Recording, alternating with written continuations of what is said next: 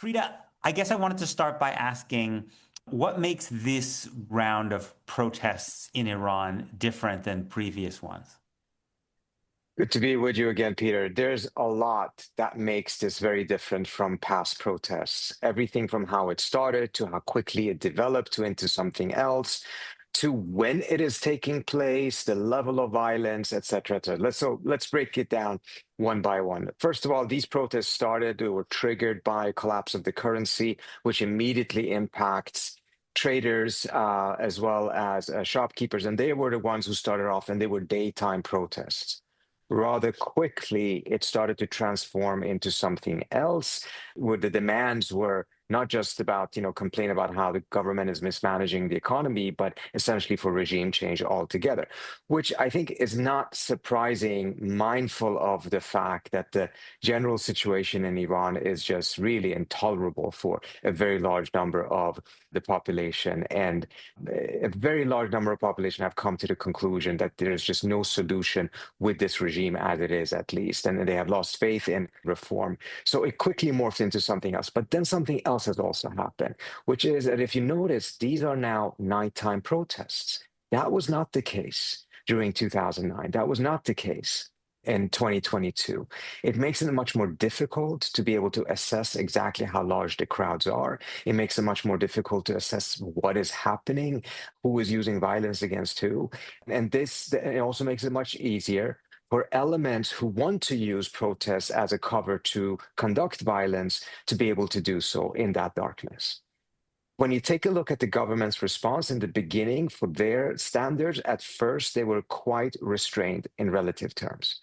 Then it has shifted. In the last couple of days, we have probably seen the most brutal, bloody, and violent crackdown by the Iranian regime for almost 2, 3 decades at this point. We are talking about a probability of around 1 to 2,000 deaths, perhaps more, just in the last couple of days. The reports that are coming in, it's very little that is known yet because the media blackout and the complete shutdown of the internet has made it very difficult to get in touch with people. Impossible for the first 2 days, I would say, after real protests or the larger protests. Sorry.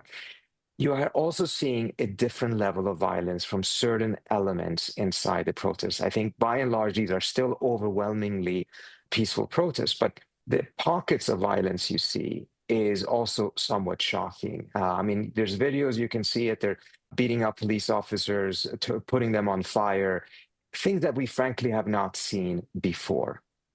And it doesn't seem to be completely isolated incidents either. And this is then taking place in the backdrop of the threats that Trump has made about attacking Iran, the threats the Israelis have made, but also there's open commentary in Israeli media that says that Mossad is present in the country, et cetera, et cetera.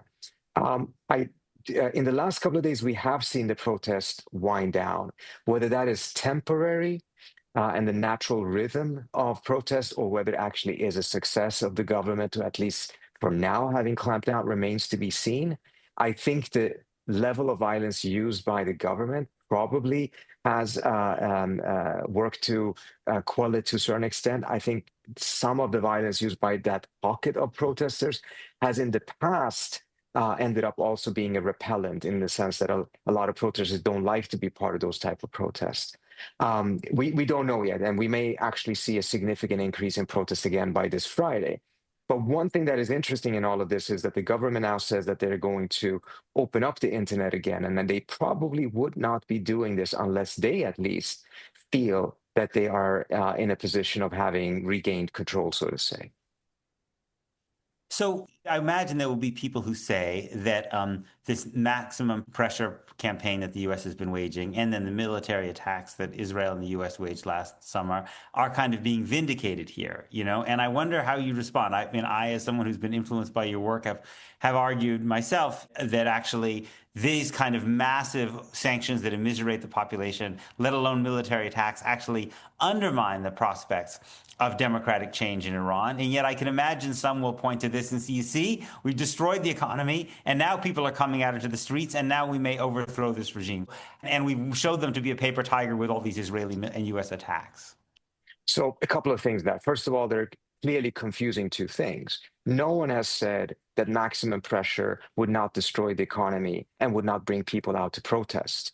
I mean, that's part of the reason that I have opposed it, because destructing of the economy is not an ingredient for democracy.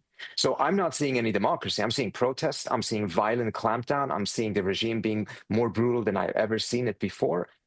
If this is what you were looking for, congratulations.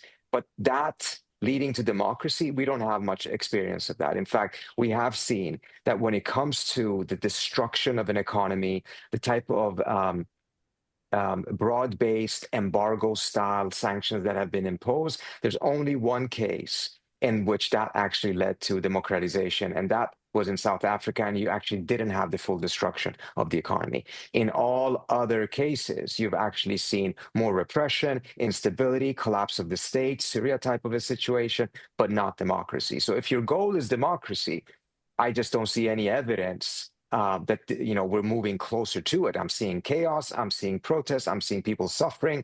And also, there's also an immoral element of this. I mean, I've talked to a lot of Iranians that, in the past supported reform, but are now kind of reaching the conclusion, none of that will work. We just have to take on this regime violently. That's the only way to be able to succeed. And even if it leads to a Syria type of a situation, we're willing to take the risk, because if nothing is done, this regime is just so bad that things will get worse anyways. At least if we have some sort of a violent uprising, there's a chance, the argument is, for moving in a better direction. I totally empathize with the type of desperation that has come about amongst people because of the intolerable situation. But you also have to ask yourself, how did this desperation come about?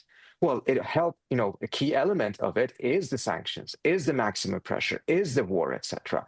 So I find it problematic that, we're creating an absolutely horrific situation, or contributing to creating it. The regime has its own responsibility in all of this. And then say, well, now there's no other option. You have to take violence. There's no other way to be able to get to an outcome. And analytically, that may be correct. I'm still very skeptical, but if it is correct, it is also because of the situation that we have helped create by just destroying the economy, destroying the middle class, making people as so desperate that they think violence and risking their own lives is the only path out of the misery that they're finding themselves in.